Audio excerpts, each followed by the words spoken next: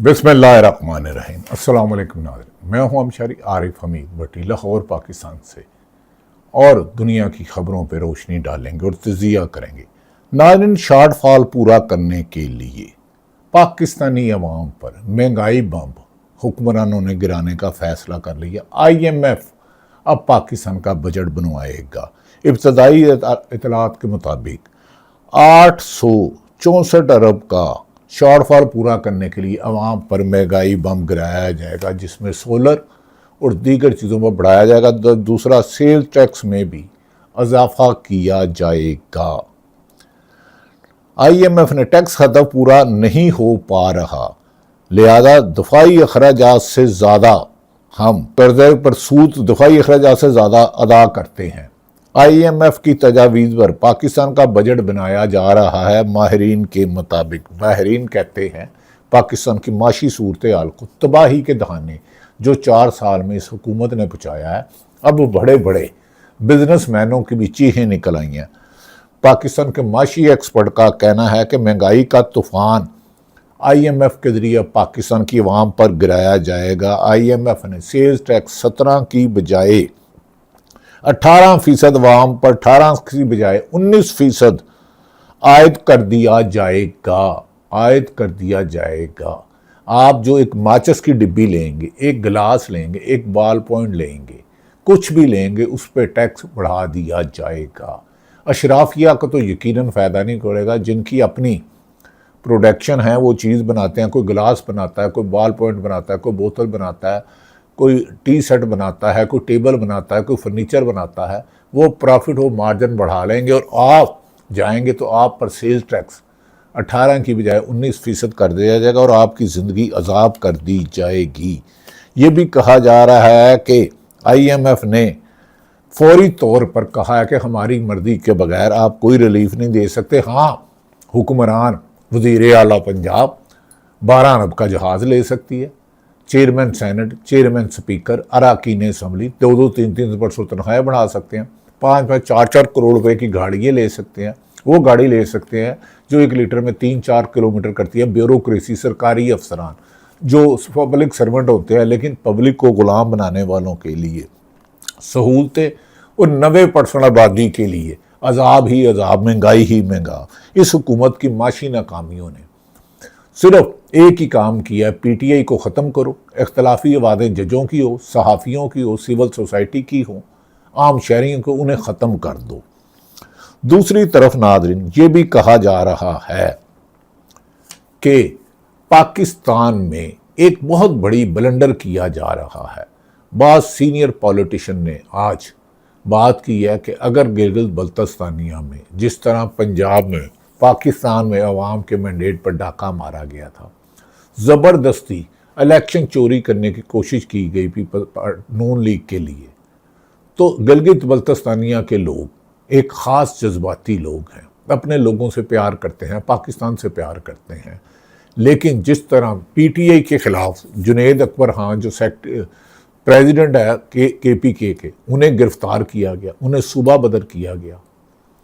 असद कैसर जो स्पीकर रहे हैं कौमी असम्बली के PTI की हुकूमत में, उन्हें जाने के लिए इस्लामाबाद रोका गया और पीपल्स पार्टी और नून लीग को VVIP प्रोटोकॉल दिया जा रहा है। इससे गिलगित बल्तिस्तानिया में गमो गुस्से की इंतहा अरूज पर पहुंच गई है।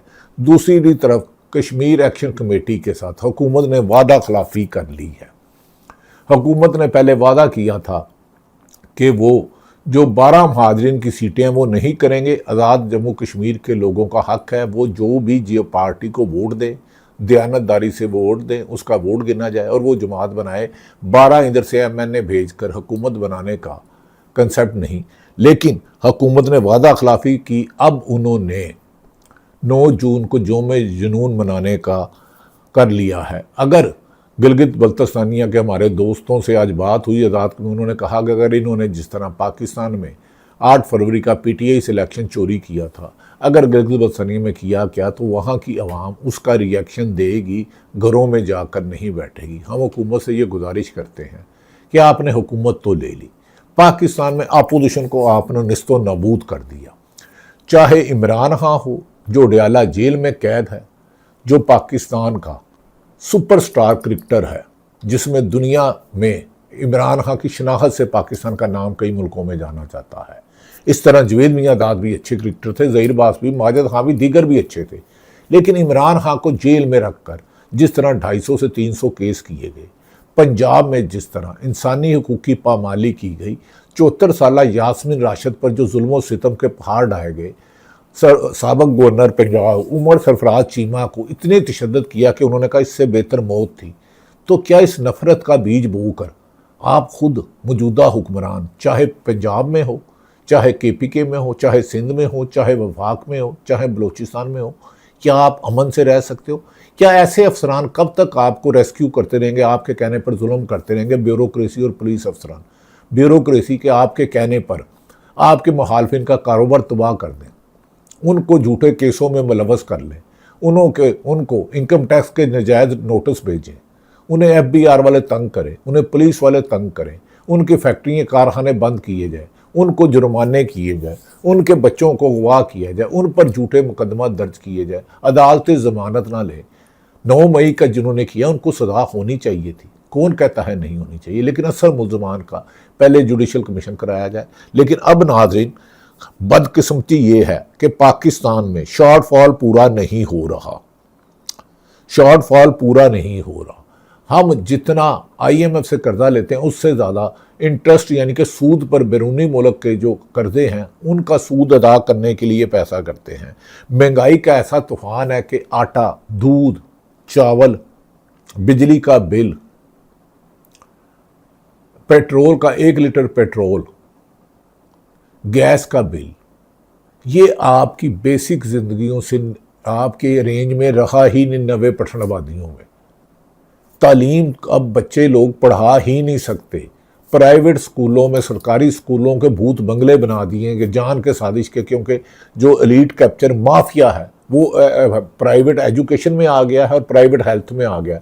प्राइवेट अस्पताल बना लिए गए हैं, प्राइवेट स्कूल बना लिए गए हैं, वो लाख लाख रुपया फ़ीस लेते हैं। तो जिस मुल्क में खत्ते गुर्बत 50% से ज़्यादा हो, जिसमें 60,000 की इनकम के लोग 70% हों, कम लेते हों, तो वो लाख वाले स्कूल में कैसे पढ़ाएंगे? वो हमीद लतीफ़ अस्पताल में 5 लाख रुपया दे के अपने बच्चे का इलाज कैसे कराएंगे? वो उमर अस्पताल कैसे जा सकते हैं? उमर अस्पताल की एमरजेंसी में चले जाओ तो लाख रुपया आपका बच जाता है। आप नेशनल अस्पताल चले जाओ तो लूट देते हैं। सर्जी मेट में तो डाके ही डाके हैं। मिड सिटी में चले जाएं तो उसके सरकारी अस्पतालों में डॉक्टर काम करने वाले सुबह आपको सरकारी अस्पतालों में नज़र ही नहीं आएंगे, कहेंगे साहब बाहर गए हैं। रात को वही क्लिनिक पे जाए 5-6 हज़ार रुपया फीस लेंगे, 15,000 के टेस्ट लिखेंगे और अपनी कंपनी जिसे रिकमेंड करते हैं वो मेडिसिन लिखेंगे। डॉक्टर एक मुकद्दस पेशा है, उस्ताद उससे ज़्यादा काबिल एहतराम है। दोनों को ही आपने प्राइवेट कर दिया है, दोनों को ही गरीब आदमी की रेंज से कम कर दिया है। करप्शन इतनी लीगल हो गई है, करप्शन इधर ले गई कि किसी भी अदारे में चले जाओ, आप एक्साइज में चले जाओ, मुमकिन ही नहीं आप अपने घर का प्रॉपर्टी टैक्स बगैर रिश्वत दिए आप सेट करा लो। आपके घर को आप खुद रहते होंगे, कहेंगे जी आपने इसको रेंट पे दिया हुआ, जो रिश्वत दे देगा अगर उसने दुकान किराए पे दिया तो उसको ज़ाती इस्तेमाल में करके उस पर एक्साइज ड्यूटी ही नहीं लगाएगी। CNW में अरबों रुपए की खरबों रुपए की मुबैना अरबों रुपए की करप्शन के किस्से ज़ुबान ज़दे आम है। अफसरान सरकारी जिनकी 2-3-4 लाख तनख्वाह है, उनका बच्चा 10-10 लाख पे पढ़ता है, उनके अगर पासपोर्ट देखो तो उनके सरकारी विजिट इतने हैं, उनके बच्चों की एजुकेशन देखो कहाँ है। वो लाहौर से दूसरे शहर में हफ्ते में 3 दफ़ा जाते हैं। क्या इस गरीब आदमी में पेट्रोल की कीमत आपने दुनिया में सबसे कम तरीन सतह पर आ गई, जंग शुरू होने से पहले की कीमत पर आ गई, 22 रुपये कम किया। जो जहाज़ों का फ्यूल है, जेट फ्यूल, उसकी कीमत 200 तकरीबन 80-82 रुपये है। और पाकिस्तान जो मोटरसाइकिल में पेट्रोल डालता है, जो सब्ज़ी वाला चिंची रक्शे पे सुबह सब्ज़ी मंडी या फ्रूट मंडी से जाके फल ला के गरीब आदमी बेचता है, उसकी कीमत 450 रुपये है, लीटर है पर लीटर। अब अंदाज़ा करें ये हुक्मरान कितने संग दिल हो चुके हैं। इन्होंने अवाम पर इतना महंगाई बम गिराया है कि वो जीने के काबिल नहीं रहे। अब ताकत के इस्तेमाल पर हर मुल्क में हर मुखालफिन को कुचलने का मौजूदा हुक्मरानों ने 4 साल से जो रविश कायम किया। पहले भी मैं ये नहीं कह रहा था कि कोई मिसाली हुकूमत थी, हरगिज़ मैं ये नहीं कह रहा। जुल्म ज़्यादती होती थी पहले, अगर 10%, 20%, 25-15% जुल्म था, अब 99% ज़्यादतियाँ हो रही हैं।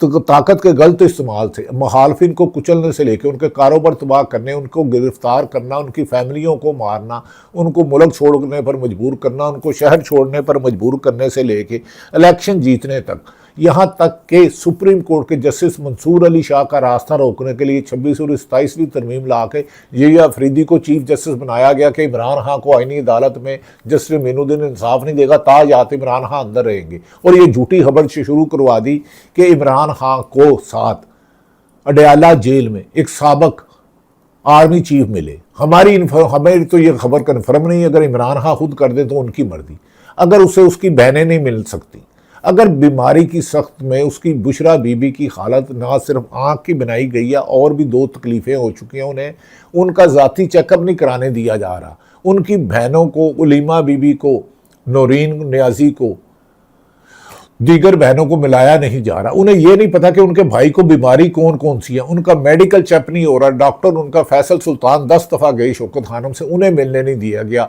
जाती जब वो अडयाला जेल के बाहर जाते हैं तो उसे नो गो एरिया बना देते हैं, जैसे खुदा ना खास्ता को पाकिस्तान का इलाका ही नहीं है। जगह जगह खंदकें खोल दी, जगह जगह रुकावटें खड़ी कर दी, पुलिस ने बैरियर लगा दिए। जेल सुप्रिटेंडेंट, सुप्रीम कोर्ट के चीफ जस्टिस, हाई कोर्ट के जजों के बार खा हदायत के बावजूद उनसे मुलाकात नहीं करने देता, ईद पर मुलाकात नहीं करने देती, मियाँ बीबी को अंदर नहीं मिला कर जाते, बहनों को मुलाकात नहीं करने दी जाती। ताकत का नजायज इस्तेमाल, इंसानी हकूक की पामाली से लेके, मुकदमात के इंदराज से लेके इलेक्शन जीतने तक 8 फरवरी पाकिस्तान में जो डाका डाला 2024 में, अब गिलगित बल्तिस्तानिया और आज़ाद कश्मीर में ये डाका डाला जा रहा है। और हुकूमती उम्मीदवार को, यानी कि मुस्लिम लीग नून के उम्मीदवारों को जिताने के लिए सरकारी अफसरान अपने हलफ की खिलाफ वर्जी करते हुए लोगों को कह रहे हैं कि आप नून लीग में शामिल हो जाओ वरना तुम्हारा कारोबार तबाह कर देंगे। गुज़िश्ता रोज़ KPK के सदर चंद रोज़ कबल जुनैद अकबर खान, सलीम शाह और दीगरों को गिरफ्तार करके पहले गिरफ्तार किया गया, फिर कहा गया सूबा बदर कर दिया गया, जिस पर सैल अफरीदी ने चीफ जस्टिस ऑफ पाकिस्तान और नेशनल एपलेट कमेटी को लिखा, लेकिन हुकूमत के नाक में जूं नहीं रेंगती। जुल्म ज्यादती को इन्होंने रविश बना लिया। खुद नाज़रीन सैल अफरीदी ने को भी जाने नहीं दिया गया। PTI को वहाँ इलेक्शन मुहिम नहीं चलाने दी जा रही। PTI के उम्मीदवारों को जिसके साथ इत्तेहाद करते हैं उसका भी निशान लिख लिया। खुद गिलगित बल्तिस्तानिया में और आज़ाद कश्मीर में पहले पाकिस्तान में नफरत के आपने बीज बोए, फिर अब गिलगित बल्तिस्तानिया और आज़ाद कश्मीर में नफरतों को बढ़ाने की बजाय अवाम को राय को मानना जाएं। मैं हुक्मरानों से गुजारिश करता हूँ, पाकिस्तान की अवाम में और आपने, हुकूमत ने इतना फासला कर लिया है कि अब अवाम में आप जाकर 2 मिनट खड़े नहीं हो सकते।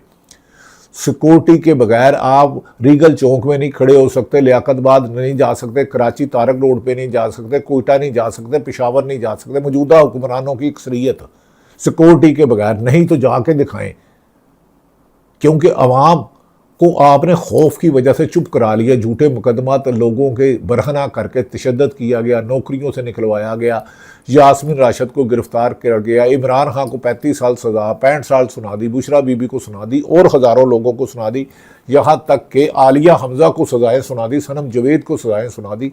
सज़ाएँ, लेकिन इंसाफ नहीं। इंसाफ के बगैर सज़ाएँ इंतकाम होती है।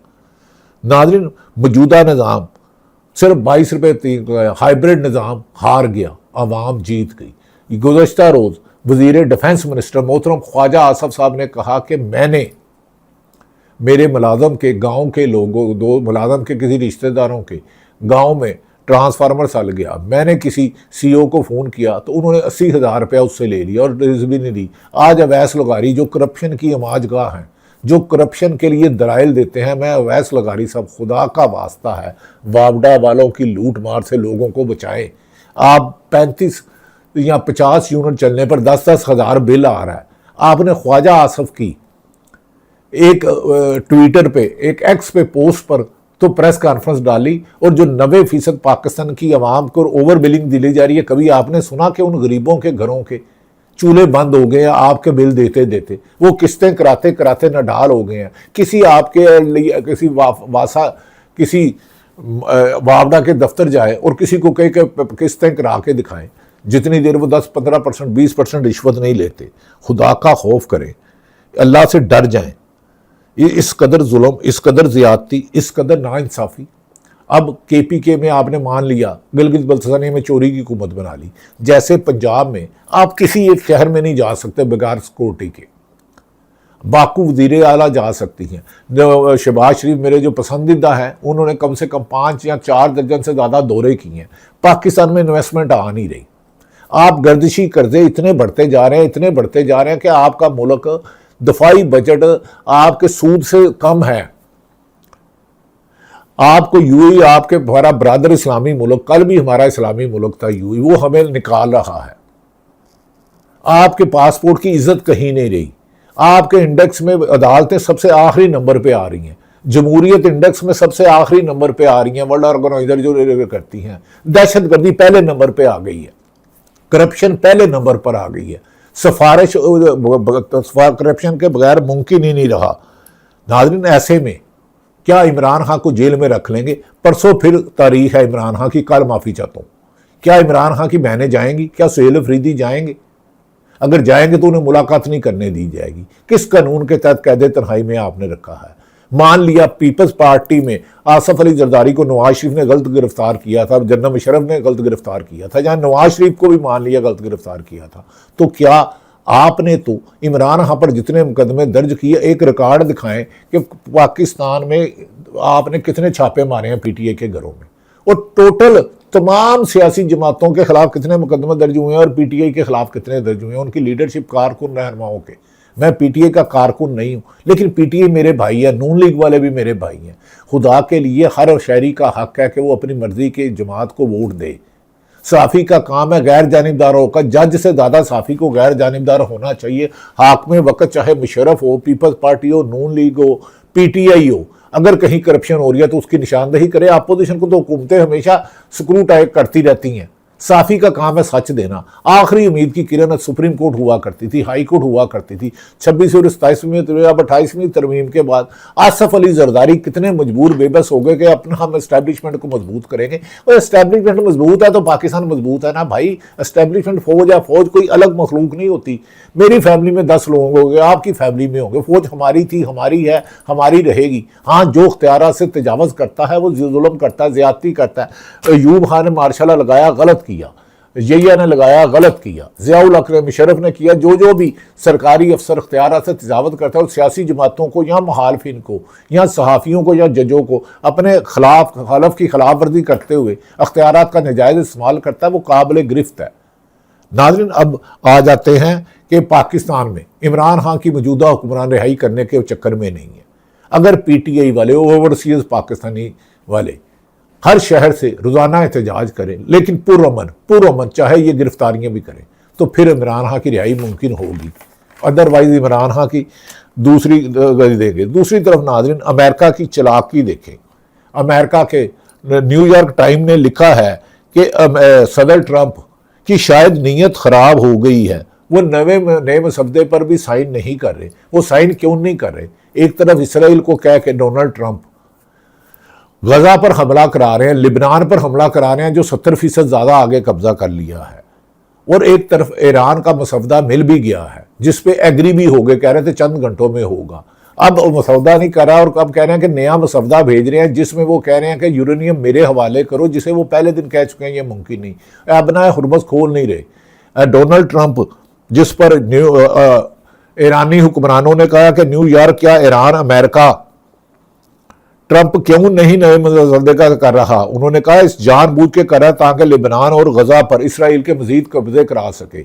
ये इसने 3 दफ़ा सुलह के नाम पर, मुज़ाकरात के नाम पर डोनाल्ड अमेरिका ने ईरान की पीठ में छुरा घिपा, हम पर हमला किया गया है। लेकिन अगर हम दुनिया में ईरान पाकिस्तान के लिए, पाकिस्तान के रशिया और चीन की वजह और मिडल ईस्ट के इस्लामी ममालिक की वजह से जवाबी हमले नहीं कर रहे, लेकिन अमेरिका ने अगर अब मुज़ाकरात के नाम पर ईरान पर हमला किया तो ज़्यादा शिद्दत से, ज़्यादा ताकत से फ़लस्तीन और अमेरिकन बेसिस को निशाना बनाया जाएगा। नाज़रीन, डोनाल्ड ट्रंप ने आज से 10-12 दिन पहले कहा था 3-4 घंटे में हो जाएगा, और एक तरफ वो अब मसवदे से मुनरफ हो गए हैं जिस पे एग्री कर गए थे, अब नया मसवदा भेज रहे हैं अमेरिका को। असल चाल ये है कि New York time, Wall Street Journal, ईरानी मीडिया, अरब मीडिया कह रहा है कि ट्रंप इस बहाने में इसराइल के ज़रिए लिबनान का मज़ीद इलाका और गज़ा का मज़ीद इलाका फ़लस्तीन का कब्ज़ा करना चाहता है। इब्राहिम अकार्ड पर मनाने वाले याद रखो, सऊदी अरब और पाकिस्तान इसराइल को तस्लीम नहीं करेगा।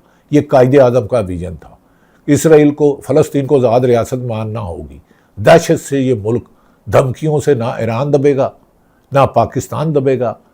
अमेरिका को, डोनाल्ड ट्रंप को अपने मुल्क में मुखालफत का सामना करना पड़ा, लेकिन नेतन्याहू की एब्स्टेन फाइल उसे दुनिया का अमन तबाह करने के लिए, उसे अमन पीस की बजाय जंगी जुनूनी शख्स कहा जा सकता है। ये अमेरिकन ईरानी मीडिया कह रहा है कि डोनाल्ड ट्रंप एक जंगी जुनूनी है, और वहाँ के लोग भी कह रहे हैं ज़हनी और नफसियाती तौर पर नाअहल शख्स है। अल्लाह ताला पाकिस्तान का हामी और नासिर हो। पाकिस्तान और इंटरनेशनल हालात से आपको आगाह किया। पाकिस्तान जिंदाबाद।